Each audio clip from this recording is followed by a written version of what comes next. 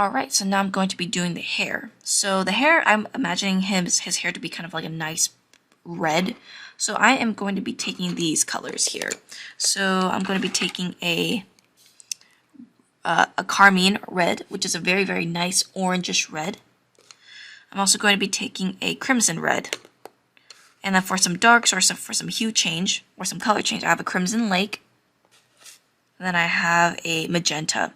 And then for my lighter lights, I will use a pale vermilion. So I'm going to start off with my pale vermilion first because I like starting with lighter colors, and this will also serve as a base. So I'm going to just be coloring this lightly over on top. So as you can see, if you only do one color, it looks kind of just plain. You have to layer colors to make them look a little bit more substantial. So I'm using the size of the pencil. I'm going in circular motions or sideways motions, whatever it is that is easiest for you. And I'm just coloring in very lightly. I'm not putting too much pressure. I'm putting a medium pressure, medium light pressure. And just filling everything in. So I always like to put light first because once you start dark, you can't go light. You can always go dark, but you can't go light. So I always like going light and then gradually go dark.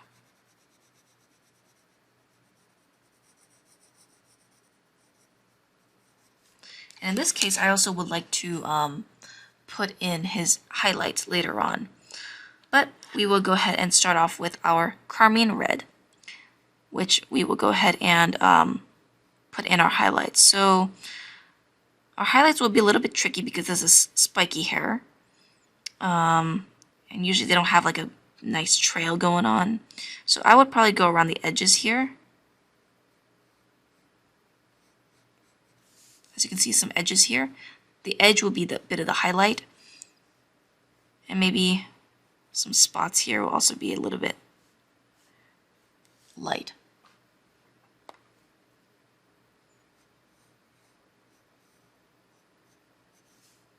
So I'm going to be leaving some pockets of lights. There. So the reason why I leave a highlight here is just to kind of leave a little bit of a border, and that kind of gives a more substantial feel. So now I'm going to be filling everything with this carmine red, lightly, not too densely. Everything except for the areas that I marked, just to give it a nice layering.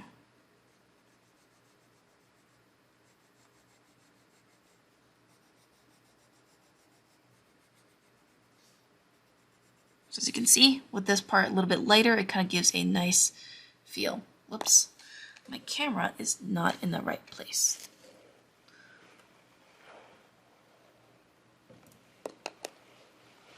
So I will go ahead and do that real quick. Whoops. Okay. Sorry, I had to move this real quick. Sorry about that. I had to change my camera and everything. But let's continue. So I'm gonna go ahead with my carmine red and just color everything.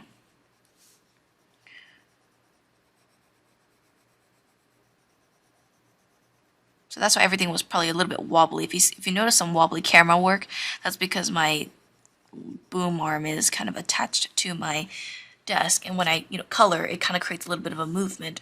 So that's what happens.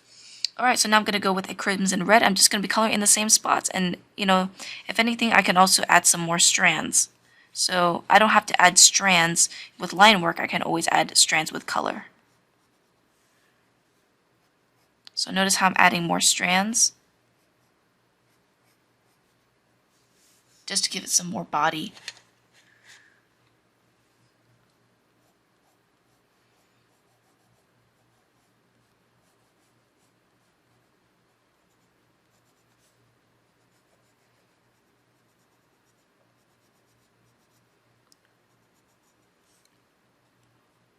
So you can add some more strands, some more shadows.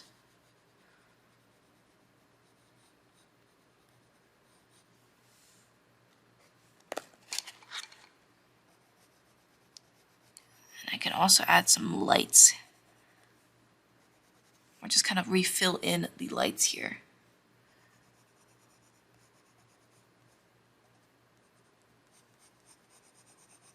I'm also using this to blend everything else.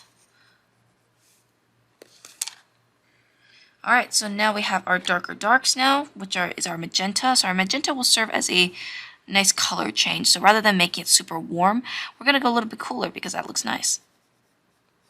So I'm just going to put them in like little deep corners, just around, just not too much, just areas in the shadows. And once that's done, I can go ahead and get my Crimson Lake, and then color in the deeper shadows.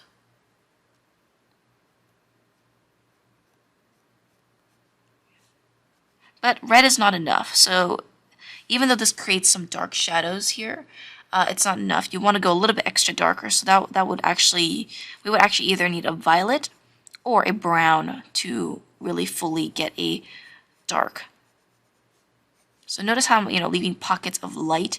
That's just to show that, there's multiple strands in here. So I'm going to be using a dark brown. Actually, I'm going to be using a dark purple. Let's see how that works. So I'm going to be adding in the deeper corners here, just, very lightly. See how that creates a deep shadow there?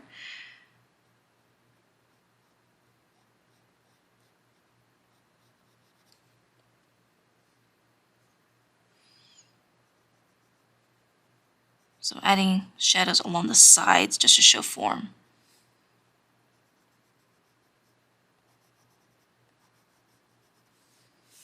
There. I'm just adding it, very sparingly. Areas that I want, to emphasize, I emphasize, such as these front bangs here. And I'm pressing pretty hard at this point because we already have all the colored layers on top. So that's how you do the hair. If you want to add a little bit more punch, what you can do is take your white gel pen and go along the edges. Well, let's see if my white gel pen works.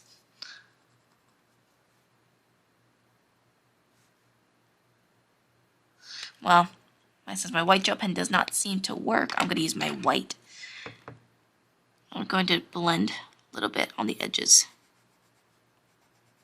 So this white is good for blending, as you can see. Kind of gives a nice large highlight. Kind of makes everything a little bit more opaque. So I'm just going to be doing that along the edges. And maybe along these highlighted edges as well. So notice how the white doesn't necessarily show as white. It just shows as a more opaque version of the color that you are blending on top of. So there. So that's how you would do hair. So let me know what you guys think. Hopefully that this helps. And I'll see you guys in the next one. Bye-bye. Oh wait, actually, I forgot one more thing. I want to do the eyebrows. So eyebrows are simple. Just fill in with your dark color. Make sure it's the same color as your hair, because you don't want, blonde eyebrows and red hair. That doesn't make any sense. So, there. Anyways, that's pretty much it for this video. Let me know what you guys think, and I will see you guys in the next one. Bye-bye.